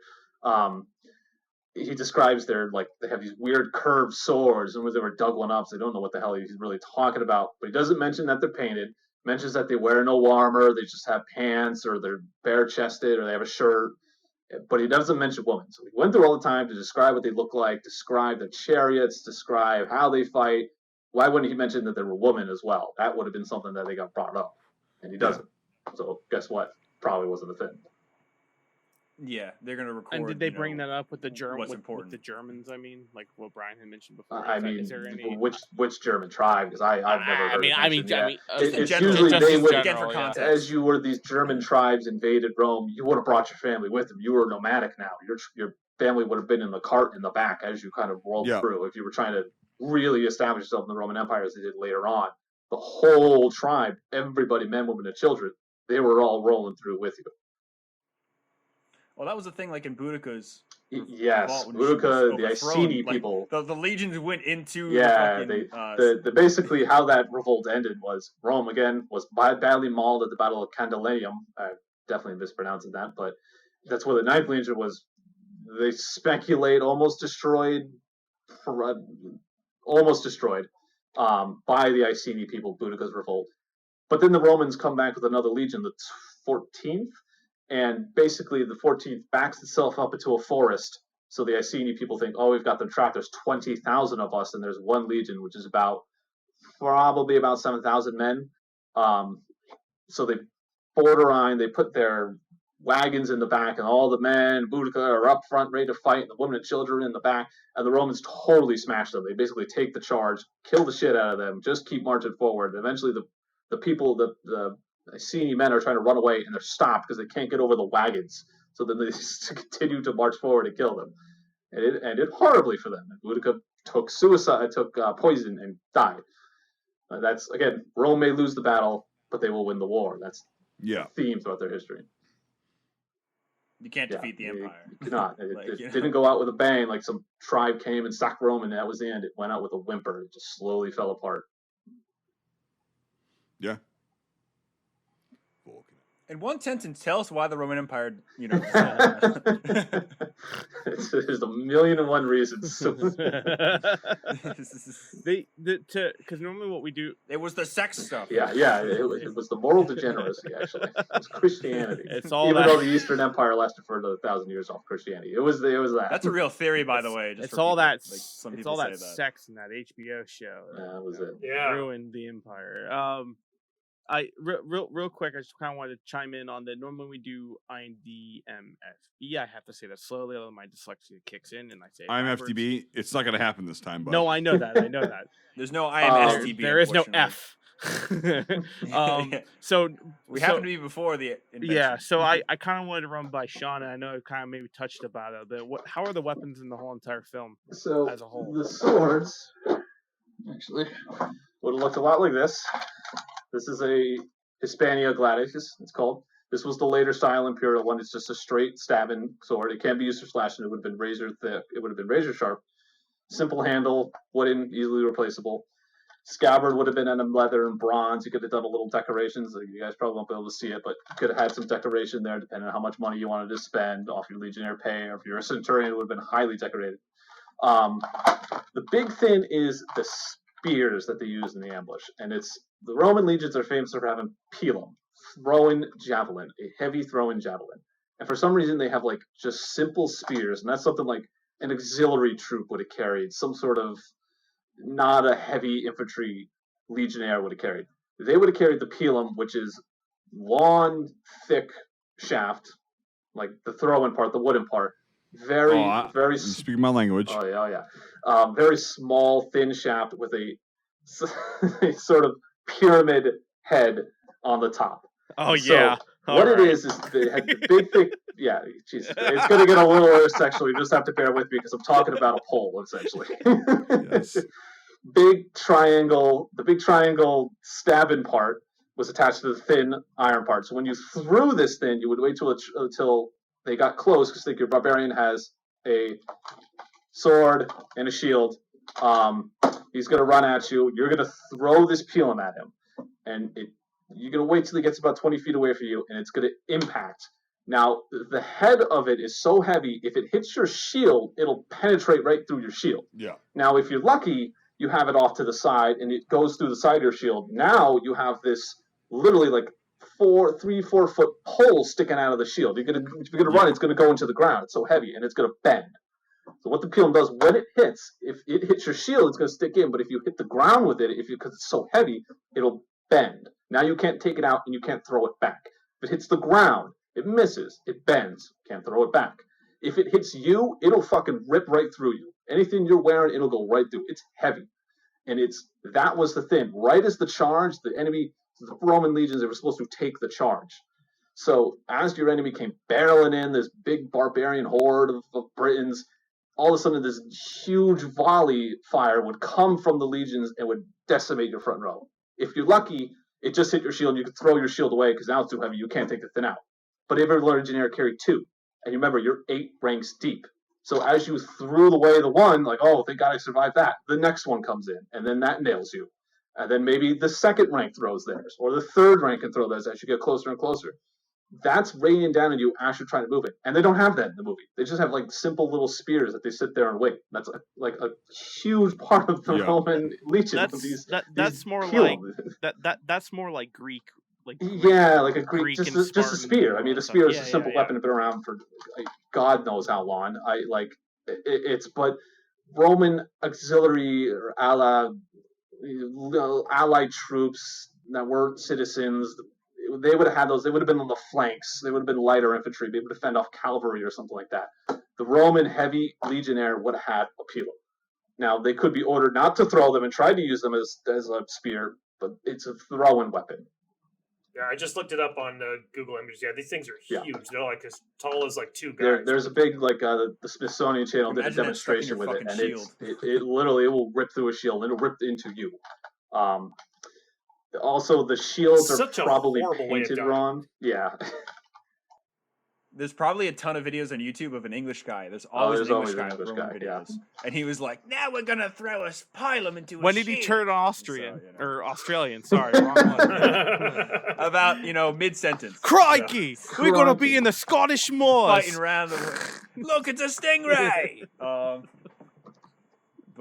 Sorry, Sean, you were about to mention. Yeah, sorry. So the shields they have what is like the famous Roman thing of like the winds and lightning bolts, which are all symbols of different Roman gods. I believe Mars has Zeus is the lightning bolt. Winds of Mars, I believe, would be the winds. That's the famous one we know. That's famous because that's kind of depicted on Trajan's column of the Dacian Wars. That this legion has what they're depicted on as the Roman army is this big column with all these carvings on it that kind of tell the story of the war. That's what this thing is. And so they have that wind and lightning bolt symbol. And there's a couple of speculation of is that probably wasn't the symbol of all the Roman legions. The ninth was probably a bull that's associated with Spain. Obviously today you think of Spain, the bulls, the bullfighting and stuff like that. Deep connection with bulls. That also would have been maybe the legion. The symbol could have been like for their birth sign, like their astrology birth sign for the legion, or maybe they could have been awarded some sort of honor. Yeah, literally. They could have been awarded some honor and painted that on their shields. Because that's like during the Civil War, that's a big way how you tell which legion is which is what standard they had painted on their shields. There's one in Dura Europus, I know Brian's seen it, where it's got like Christian motifs painted on it. So there could have been a little individual variation between soldier, but there probably would have been a big standardized relief for painted on the shield. And it probably wouldn't have been that one for the 9th Legion. I think the problem is that, the stuff is so fragile and it doesn't last. Yeah, there's only so much we can dig up and find. It's amazing what we do know, but if you look at all the real serious Roman digs, I mean, there's well under 100. And it's amazing how we'll be able to piece these things together. That's the unfortunate thing with history is that, the further back it goes, just the more nebulous it gets, I think they say within one generation, 99% of oral history is lost. And that's why you have to record it. I mean, think of all the World War II stories that have been lost because A, people didn't talk about it. B, they told the wrong person. Like, how many people have heard the coolest fucking story ever, and they told it to like, somebody doesn't give a shit. Well, yeah. And then I was there on D-Day, and his wife is like, Yeah. okay. Well, so right, exactly, dude. I mean, I can't tell you how many times, and I'm sure you have as well. Like, family members from like World War II veterans I've met, and it's like, do you have all this information? They're like, yeah, we do, but we're thinking about throwing it away. It's like, don't do that. Yeah, you deal about a time where most people don't read and write too. Legionnaires, a lot of people had classical education. They probably more people than you think probably could have read and write. Most people were farmers that lived outside of their village. Legionnaires, maybe they could write their name, but it's tough it's difficult to say. Also, stuff doesn't survive, and the classic thing of when you're in the army, you don't give a shit about what equipment. You're not, you don't know you have an M16. Like, maybe you know that, but like, what were your boots called? I don't fucking know what boots I had. Like, it's probably the same thing forever. Like, remember the Ranger Warren, this guy we used to play airsoft with and stuff. He was a reenactor and a ranger in Afghanistan, and he used to joke around with reenactors because he'd be like, I don't know who fucking made my plate carrier. Like, Mike, you were in Iraq and you were deployed. Who made your plate carrier? You wore every day of your deployment. Yeah. Oh, well, what, you wore it every day? how do you not take note of every single thing? Yeah. What's the contract number for the cell phone, for the, number for the company? Like, you wore it every day. So, right. People still remember that stuff. Right. And here's the thing is, like, the funny thing is I actually understood and knew that shit, but I just, because I know how to read a contract number and all that shit. I just, like, I didn't give a fuck because it was like, I looked at it. I probably remembered it at one point. I'm like, I'm never going to forget this. And then, so even if you get somebody that, like, knows the shit, it's gone, like. By the way, holy fucking shit, Sean. That's awesome. Did you watch that? Oh my god! Yeah. Holy crap! I didn't realize. I put a link of the he put a link I was talking about. Pylum. The Pylum. Like is it the English guy throwing it? It is an Englishman throwing it. Yeah. Yeah, it was. Yeah. It's always an English guy. it like I wasn't picturing the elongated yeah. Like it's like a foot long. Yeah, like I thought like maybe it was like wood and then it had like a head. Nope, it's and a foot, here you go sexualizing my comments next, but it's like a head, like a head, long phallus shaped object. But like that tip is like, yep, here we go. That tip is like a foot and a half long. Like it's just so big, so big. I don't think I could take it all in. Yeah, exactly. That's what the guy who's getting hit with it says. Yeah. My God, dude! Like I wasn't. Here comes biggest biggest dickus.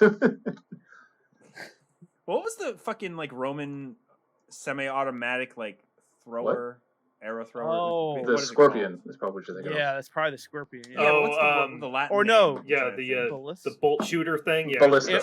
The ballista. Yeah. The ballista. Ballista. That's what.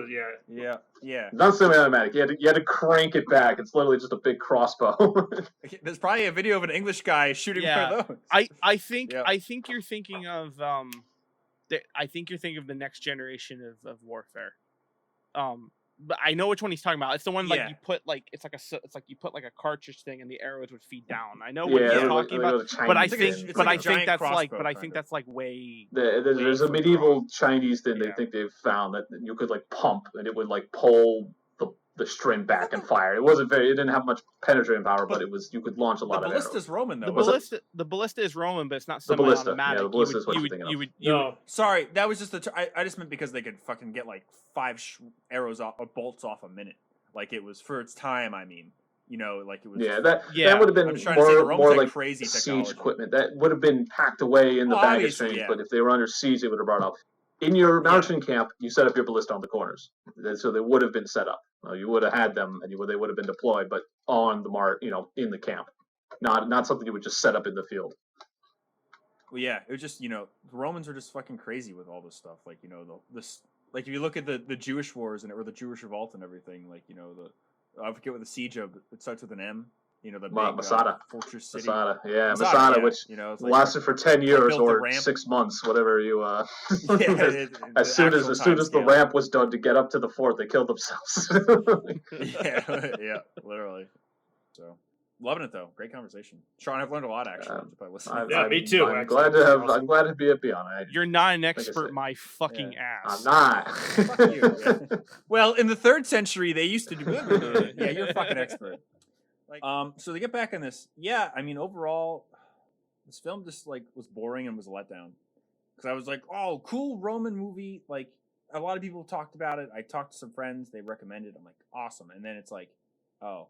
Like, if I missed the first 20 minutes, this could be like Lord of the Rings or like some other general medieval How dare film. Like, you to insult me, the gold legacy? Standard, like, sorry, but I just mean that, just a general tromp through the woods. I don't know. But like, my gold standard for Roman stuff is like Gladiator or like, the TV show Rome, which is great. Or even segments of the original Ben-Hur. I don't like the new one. But like, like in the original Ben-Hur, I think the best scene of that movie is the fucking galleys and everything, the rowing and everything. Oh my god, there's nothing has been made that can compete with that.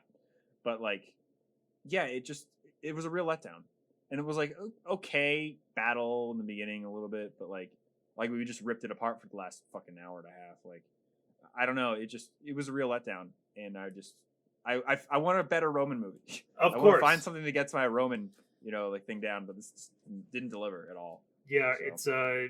It's like I say, I know it was like right before, but it felt really much like I was watching Game of Thrones a lot of the time. Don't you own this movie, like a physical copy? I mean, that's his opinion right there. Yeah. No. What is a Blu-ray? Oh, it's Betamax. Not, it's also not tied into my Apple ID account with also digital download and also the Blu-ray because I like it a lot. Why are you frantically hitting escape? Yeah. What's the commentary track so like? It's actually pretty cool. So I mean, I'm biased. I like this movie a lot in terms of just because I know it's ridiculous. I'm very well aware it's ridiculous. I am very well aware it's based on true facts. Okay. There's quotation marks that you can't see. No, but I'm giving a reference to like when they say like based on true events, like Saving Private Ryan, like it's around an era, but we don't know it, even though you fairly heavily said no, it did not happen. I know it did not happen, but historical fiction. I mean, here's the thing: it's loosely based on Rome being in Britain. That's it. I mean, that's all that it can be physically factual corrected on is that. And so I know it's ridiculous. I know it's crazy. Just say you like it. Just do it. I was gonna just put the tip I was gonna in. say I like it a lot. I like it a lot. And but Valley Girl? I also know that it has its problems. So that's where I stand on it. I liked the cinematography. I liked what they tried to do for a small. To me, even though it is high budget, $12 million is not something that's small. But if in terms of like what the production company normally is based up with Magnet, they're kind of like maybe B grade movies. It's pretty good. However, it is everything we've already talked about and more in terms of its flaws and stuff. So. But I thoroughly enjoy it. It's that movie I put on and I clean stuff. And I have it on in the background and it's nice. It's like, oh, there's that cool part. Or that's the cool part. But I don't look at it and go, this is cinematography history. Oh my God. Yeah. Like it's not that. You can jerk off to the villains. Yeah. Oh yeah. Great. Dude, look at her teeth, man. Oh yes. Perfect. Pearly white teeth. I did not like this movie for How many dare of the you, reasons sir? I've said. There's even stuff How I'm dare forgetting you? about. I forgot to print up, and like it's just a lot. There's a lot to unpack. It's go with more. Do you have anything that's quick off that? When the general is chained to the stone, and he asks the Centurion how many is left. He goes, only me and a small cohort. A cohort is a unit of 480 men. It's like half the fucking legion.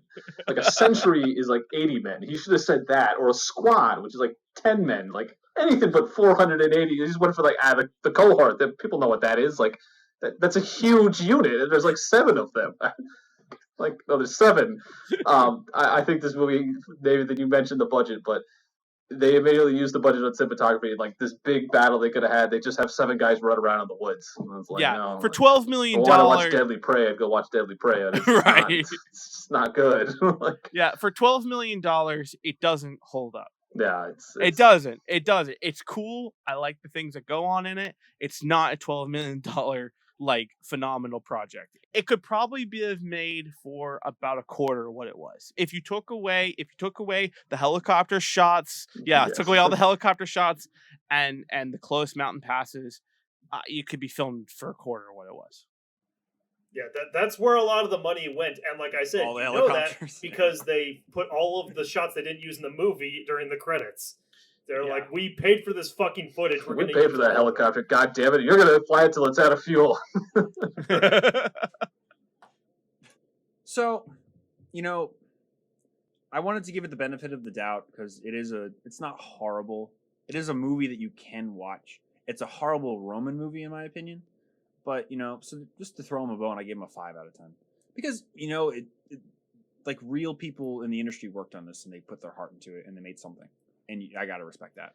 I guess I'll go next. I think I also agree at 5 out of 10.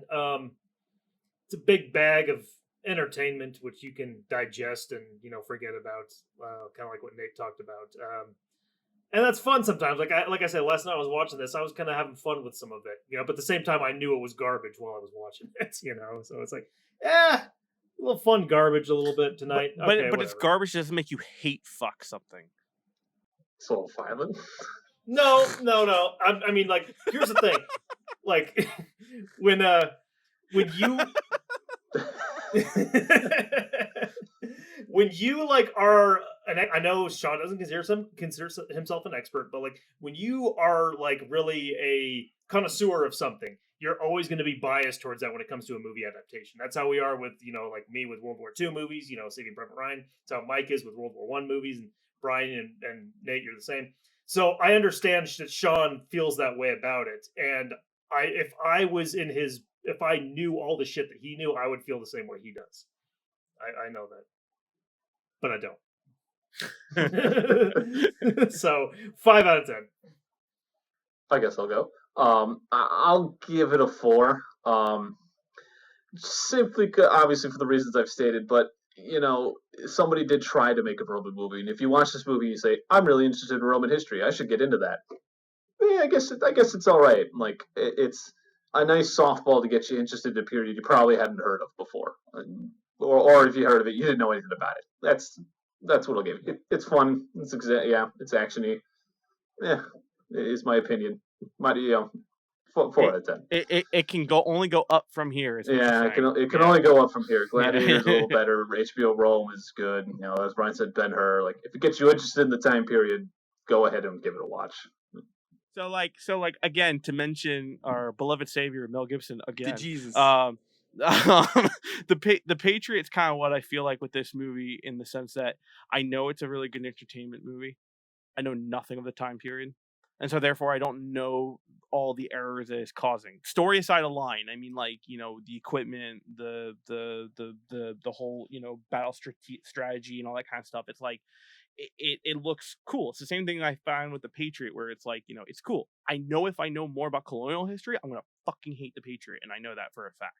Same reason why I hate certain aspects of Saving Private Ryan and other things similar to that nature of World War II. Because I study that and I know it verbatim. So to go off of kind of like a combination of what everyone said, it's like, it's a great starting point to get into that era. Like what Sean said, it's an interesting, put on the background, watch it when it attracts your attention, kind of stuff with Mike A, kind of keep you entertained, and same with mine. And it's like, it's I learned a ton more than I've ever learned about Roman history just within this 2 hours with Sean. So if you can, get a Sean, because he'll tell you everything that's amazing. So it's like, this was better than the movie. Yeah, just go get a Sean. Yeah, just find a Sean. There you go. Yeah. They're all over This the place. podcast session was better than the movie, in my opinion. Don't watch the movie. Get a Sean. And that's the thing. It's like, we learned was way better a than lot the movie. more than we ever would have, and pointed in the right direction through Sean, which is fantastic. So it's so. But in terms of the movie, I'm I am also, as I stated, I own the DVD. I have it downloaded, like everything. It's a great thing to put on when I don't need to pay attention and I want to watch something that isn't guns but swords. I can clean my stuff. I can take care of my projects in the background. I can pet the dog, do all this stuff while it's on, and I don't feel like I'm missing anything too important. So I am going to give it a little bit more a bone because I know all the work that goes into these things. You know, we've done our own projects like that. We know how hard it is. And even though when it doesn't quite meet the expectation that we want our audience to do, I feel like, you know, we all know the work that goes into it. So for me, I feel like I'm going to give it a 7 out of 10. That's probably going to be the highest tonight. But you know, I have a personal just kind of bias to it because I liked it all the way back when it was on Netflix in like 2011. I remember I used to watch this movie on repeat while I did my homework for community college because I liked it just in the background to watch while I fucking wrote this bullshit fucking project I had to do all the time. So anyway, might be a hand. Oh, sorry, I almost fucked that up. 7 out of 10 Screaming Mel Gibsons. There we go. Now off to you. All right. So yeah, like as far as like the film itself, the entertainment value was there for sure. It's not the worst I've ever seen, but we've talked like about, you know, all the historical inaccuracies and all that shit, which didn't sway my my rating because we're judging the film, not the conversation, which was awesome, by the way. Before I so illicitly didn't realize that my, you know, recording app had shit out because my microphone got unplugged for a second and a half. But yeah, so all things considered, I'd give it a 4 out of 10. Because it's an action movie. It's not like a whatever. And like when I look at historical films, I want them to be more historically accurate as long as, you know, as well as being entertaining with the action and stuff. And there's just so much shit wrong with it. Like we talked about, like you don't have to be a historical expert at this point, you know, or at this point in history to realize there's a lot of shit wrong with it. Like the medical scenes, like again, you're not going to have a huge gash on your chest and then the next day or the day after that, like put on fucking plate armor. It's not going to happen. I don't care how tough you are. It's not going to happen. Like, it's just, yeah, you're going to have to deal with infection, blah, blah, blah. The horses running for days on end, the people running for days on end. That's why it got a lower rating, but it's still not as low as other films that we've done. So yeah, I'll give it a solid 4 out of 10 strictly for the entertainment value because it wasn't terrible to watch. Nice. That comes out to as an average 5 out of 10 for everybody. So, you know, very run of the mill. Makes sense for this film. Just It's not a Midway. No, it's not a Yep. Midway, and it's not a Pazagoria. That should be the tag. That should be the tagline on the poster. It's not It's a not Midway. a Midway. It's not it. So you guys didn't like Midway, huh? No, you haven't heard how we just shit on Midway. No, I mean it's a Roland Emmerich movie, so I could understand. Oh God. that one was fun. When you get a moment, you might want to listen to that at work sometime. It's Yeah, it's we were merciless and we were all kind of like feisty that day. We for were whatever cranky. reason. Yeah, we were all like we pissy. ravaged the movie like the U.S. ravaged the Japanese fleet. Right. I believe my words were, it's not an entertainment, it's not a war movie, it's an entertainment film, therefore it sucks. But that's exactly what I just said tonight about Centurion. So Well, I'm but- giving it a 7. I think I punished it by giving like a 4 out of 10 or something like Yeah, that. I gave it Like, I think I gave it a 0 or some shit. Mike gave it a 1 and you gave it like a 3, I think. Maybe, wow. yeah. What was the one that I gave Yeah. a 0? That might have been Midway actually. Maybe That's you what gave I it I a think I zero. gave Midway a 0 because it was so fucking egregiously retarded. Yeah, but this was it's not the worst. It's far from the best. I just wish they would have gotten more shit right, especially with their budget, man. Like, Jesus. Are we talking about Midway now, or are we? No, we're talking about Centurion. Yeah. Oh well, no, Midway. Like, Sean, when you should listen to that one out of all the shit we've done because you'll be sitting there, you'll be like, yeah, I agree 100%. Like it's so terrible. It's fucking awful. It's the worst. Like it's just. It's really bad. And we're talking about the new one too. We're not talking about the old one. Not the good one, the old one. Yeah. Yeah. It's on the same level of horrific as Pearl Harbor. Yeah, Yeah, for it sure. is. You're right. Yeah. I'd give feels like the same. Yeah, it feels like the same kind of movie. right. I'd give Just Pearl Harbor a Rex- -1. Actually, I'd give Midway a 0. I feel like if you want, like, if Bin Laden was still out there, you had a courier you had to crack. You can just play like Pearl Harbor and Midway on loop, and like 2 days, you'll be raiding the compound. You know, like fucking, you're good to Well, I go. mean, I You'll would get to like play, the third scene of like the Battle of Britain, and with Yeah. Brad Pitt, and he'll be like, or Matt Damon, or what the fuck it is. Like, Ben Affleck. Good try. well, I fucked that up. The other one, Brian. Yeah. Third time's the charm. There you go. fucking Yeah, Ben yeah. Affleck. Yeah, Ben Yeah. Affleck. Ben Affleck, yeah. Had a teacher in middle school that we do this thing on Fridays called current events, and we'd be like one topic was like entertainment and shit. Yeah. So this week, Ben Affleck he was from Southern Indiana, and I was like, do I correct him? I'm in 8th grade. Do I do this or do I just? And then somebody finally corrected me. He goes, "Oh," and he did not change it at all. So yeah, Ben Affleck. Thank you. Yep. Yeah. Thank Ben you. Affleck. Yeah. Not from New York City where you talk like a toddler, you know. It's not from New York City where y'all talk like a toddler. Yeah. Yeah, I'm from the Bronx. How are you? Oh, You That fucking was not missed a- it. You fucking That was missed an it. impression. That was an impression of Pusher, not of a the typical Brooklyn accent. No, I That's how know. that guy sounded. I know. Brian but missed still, it's Brian hysterical. missed the content though. And you're saying from New York, y'all say things differently. I drive a yellow cab. He missed it again. You just missed it again. Hey, Brian, if you're from New York, you don't say y'all. Oh my god, dude! We were talking about that. I don't think the other Sean has day. seen the clip yet for that. Oh. You missed it twice, Brian. Why did you catch it on Yeah. set? I'm glad you did. But why did you Yeah. not catch it here? Jesus. Yeah, some guy had a anyway, New York, New York accent. accent He said was y'all. like, Yeah, that's- "Okay, that's- y'all, we're gonna go into the German trench." That's And, like, heresy. It would be like, get your hand. we're doing a thing, and like, we were still rolling on the camera. yeah, but Yeah. like during that take, like Brian and I were standing next to each other, and we looked at each other, and Brian just looks at me. He goes, "Fuck," and I'm like, "Okay, so like we're good," like because we weren't making any noise. And all of a sudden, as soon as Michael said "cut," Brian's up there, and he goes, He Hey, beelines it. beelines it. Beelines "Yep," it to him. and he goes, yeah, hey, if you're from New York, don't say y'all." Yeah. I believe it was. Hey, yeah, you did great. Yeah, no, it was good. But yeah, if you're from New York, you don't say y'all. Yeah, Like just like yeah, he was like And stern. then he goes, because I watched the footage. Yeah. He too. He goes, don't say y'all. Like, and there's a pause, and he goes, like, no.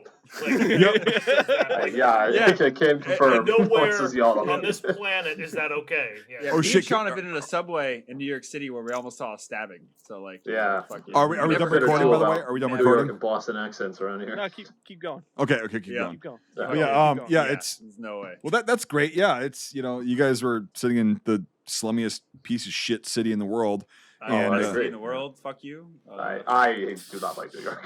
I'm a Boston man. Yeah, well, yeah, 'cause you Boston, just went to Boston, fucking baby. I go to Boston quite frequently now. Yeah. Boston. You're wearing a Boston T-shirt. You fucking biased prick. Yeah, I was.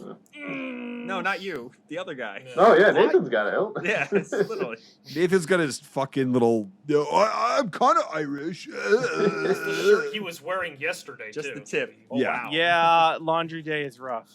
Yeah. I get it. Laundry day. I put my money into Old Bay instead of laundry. Yeah. You know. Yeah. Old Bay. It's the best fucking shit in the world.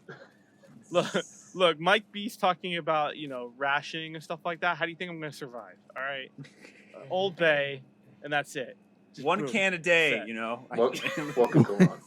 One fucking What? can a day. Dude, I would vomit so hard if I put a whole can of Old Bay on something. Bullshit. You just be like, Oh no! you'd be like, God, now I know what I was missing all these years. Why wasn't I using? Why wasn't I using more on the wait. crab? Wait for the So, Scuttlebutt special where it's the Old Bay special. Jesus Christ. It'd be like the terror expedition. You'd be like, your teeth be falling out by the end of the day. Yeah, Well, hey, yeah. Eat your To own bring this shoes. back to the Centurion, what Yeah. was that fish sauce that the Romans put on everything? It was like muknam. Oh It no, was a no, it was Vietnamese sauce. what the fuck was that called? Yeah, they have it in Rome and everything. Oh, Sammy's- or what the Museum hell was Garden that stuff, whatever called? it's Yeah, it was like fermented fish. Hold on, You I put it will. on I will everything. fucking It was like find it. It was right the now. Roman ketchup. Yes. So You said Yeah, you said Roman about, fermented fish sauce. I Nope. said about garum. dumping- garum. Yep. Garum. Yep. Yep. Yeah. Yep. I can't get out of my head now that I said I'm like if I poured a whole thing down on a piece of food with Old Bay, I just imagine like a Scarface scenario, just like like burying my face in a pile of Old Bay. Like I just come out just like Yes! snot and everything. That's like the cinnamon Yes. challenge or something. It's Yeah. gonna kill you. You know? What the fuck is wrong with Scuttlebutt that? What's Old wrong Bay with that? challenge. Yeah, the Old Bay challenge. Nothing. Yeah. Old Old Bay Bay The Old challenge. Bay challenge. I will not be gonna- partaking. We're gonna I make have- it viral. Yeah, I will remember not the be cinnamon partaking. challenge. I will Hundreds of thousands definitely. of deaths later. Well, Oh yeah, I'll push it. Good. I'll fucking make sure that everybody does it. I'm not gonna do. I have Old Bay in my fucking pantry, by the way, Nate. But I'm not gonna be doing Mike it. Birch's next video. Yeah, Old Bay challenge. yeah. I got some crabs that are 3 fucking days old. You know, they're on They've ice. been in a but- truck for longer than right. Been frozen for a few weeks. Because of Yeah. supply line issues, they're a little bit thawed, but not bad. So we'll just go with it. Coronavirus. They kind of Cut around the stink. putrid parts. It'll be good to go. Right. Right. Yeah. And so, these are soft shell crabs. Easy. They're soft shell from Maryland. We got soft shell crabs. Not a big. They kind of smell I funny. eat the shells too. Eat the good. They keep the good seafood around the crumpster. Right. Here's the way to deal with rancid fucking seafood. Dump a whole fucking jar of Old Bay on it and cook it. Yeah. You How do you win. think? How do you think we survived in colonial days? You know? Right. Old Bay. Yeah. That's why it's called Old Bay. They should turn fucking Maryland into like a nuclear proving ground. Like, Is like Hey, the hey! Just because you hate the Rofo and its leaky gas tanks, okay? I don't want that I've crap never on seen me, all right? gasoline get shot out of a car. It almost turns into Brian's grave. He almost died. I've never got again. Yeah, it shouldn't come out of the car. It is what it is. You live inside Baltimore, you're not from Baltimore, you die. It was almost You're as bad outside as of Londinium. Baltimore, you're okay. Challenge accepted. Let's do this. We'll bring a fucking can of Old Bay and I will throw it at them. Every time you say Old Bay, it makes me laugh. Why? It's fucking good. Like I know. it's the best fucking seafood seasoning known to man, but like it's from Maryland. So Hell yeah, brother. I just imagine like the custom thumbnail for this review is going to be like an image of Michael Fassbender like holding up Old Bay or Bay. something. Yeah, a The shield big- Old Bay written on it. The big family yellow size and blue- fucker. The giant Crab. yellow and blue thing, yeah. The family size fucker that like in like kitchen like restaurants use. The one you mean the Yeah. one in my pantry? Like, right? Like, With Are the you big red are you lid, yeah. horse fucking me right now? You've got one of those in there? like it's He's like from this Maryland. big. What the It's fuck like do you this expect? big. That's not It's like that good. big. I was joking. That's that's the standard size of the Old Bay challenge, by the way. Not Jesus the pussy Christ. can, the actual can. Like What the the f- Maggie style can. This Dude, is dude, what- fucked. You seriously have that much Old Bay in your fucking pantry? I'm not joking. I have the one I showed you, and then I have one that's like this. I'm trying to fit it in my in the camera. What the It's like, fuck are go you get it. doing? Go get it. It's I can't pick it Now. up, dude. You It's can't- like, it's like You can't pick can't- it up? It's a I 55-gallon can't get it. drum. I can't get it out of the pantry without removing the door. You can't It's get your Old Bay up anymore. This isn't a pantry. You know, a pantry's like a. You know, like a- Nate, It's a It's sliding like a door Nate, to take out and Nate, put it in. Nate. How'd you get it in? Right. How did you get it? they built the house around it. It's actually always been there. I took the door out and then put it no, in you and then didn't. locked it All right. back up. No, Nate, listen here, penis. Nothing a Sawzall can't fix. Listen here, penis. Go grab that motherfucker right now, or I'm calling bullshit. It's I can't get Would it it without stop appealing? tools. Get Go a screwdriver get it. and take the door off the hinges. No. You don't have it then. You're lying. I do. You're All lying. right, for the next Scuttlebutt, tune in next Oh, time to there's see. the if fight. you can Next go week's take- guest is a big can of Old Bay named Ralph. I'm not joking. You're It's fucking like, lying. If you can't get it out of I'm your not pantry, joking. what It's kind like of this retard big, would like this buy a wide, fucking? You gotta like send him this Old big. Bay pics. What kind of Huh? retard would buy that big of a fucking container that you have to A pull your? Marylander. But you can't use it. So what the fuck is the point of having it? You put a scooper in it and you go, and then Like you it's dump cat it on your food? stuff. What sound do you make? What's the Maryland noise? What was it? Yeah. Jesus, Is that the Maryland noise? you've lost. Yeah. You've lost a lot of good. fucking respect and credibility from me right now. I had respect. you had a minuscule amount, which is now 0, and now all the credibility you have. If you're telling me that, here's the thing. Either way, you're fucked on this one, because if you're telling me the truth, that you got a container of Old Bay that's so fucking big that you had to take the fucking screws off the door to get it into your fucking cabinet, and you use a quote unquote scooper to get it out, like it's birdseed, right, or something, or you're fucking Dog lying. food. Either way, you're retarded. Either way, you lose. You get nothing. It's all there, Nathan. Yes, it's all there. Black and white. Black and blue. Cruel blue is crystal. etc., etc., etc., etc. Red and white with some black specks. It's all there. Or it's not, because you're lying. On that note, Yeah, Yes. on that Um, bombshell, so- thanks for joining us. I don't know if this went as well as the first take did. it went a completely different direction, but I like it. Yes, I'm calling Nate's fucking bluff. It's Nate, fucked. do your magic and just make this into something. Go, You spin me right. yeah, meat spin. Wait, is that in the old? Is that what? Oh wait, is it full of just meat spin picks? Is that what this giant container is? No Old Bay. It's Meat just spin was spin. not a I- picture, I Brian. wanted- Meat I spin was will- not a I- picture. It was a fucking Stop potion. motion. Interactive Stop motion. environment. You Stop motion. you obviously never clicked on the link, Brian. All Like, right? Brian, what's no. wrong with you? Why didn't you ever go to meatspin.com? Yeah, You know those like serious. in middle school you take like the post-it notes and you draw the things on it. So No, it's- Yeah, Thi- flip this book, was yeah. a GIF. This was a GIF, but it had the animation underneath it that you've sat through 1, 2, 3, 4, 5 It to the counts beat it, yeah. of the fucking song by Dead or Alive, and it's like you see it, and it's like, and again, my record was 7. I was I'm too busy going in eBAM's world and fucking. What was your watching record, stupid Mike? videos. 7. I got to 7, but 7? and that was because my internet shit out. Oh god. It was so fucking. Yeah, Yeah, see, Nate's got to go. that's very cute. It's That's like very a button cute. in a fur coat. Yeah, Nate's got the fucking Pringles can over there, like spinning it around like a helicopter. Like, yeah, My pizza Pringles. yeah, the pizza Um, Pringles with the Centurion, the Oh. fucking the pike that we were talking about, the Sean's like, javelin. all right, I'm head out. Yeah, I think Nate's spinning a chain. I thought Nate was doing like the jerk off maneuver for a second. Yeah, He was spinning the chain. Yeah, I was like, You spin Yeah, me no. right round, baby, right round. But anyway, if you guys like this content, check us out. We have a Facebook page. if you like Patreon, reminiscing about uh, meatspin.com, yeah, Be sure to like, comment, and subscribe. yeah. Catch you next week.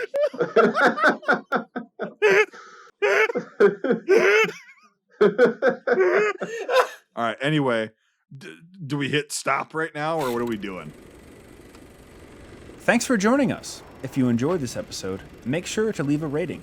Otherwise, Mel Gibson won't stop screaming.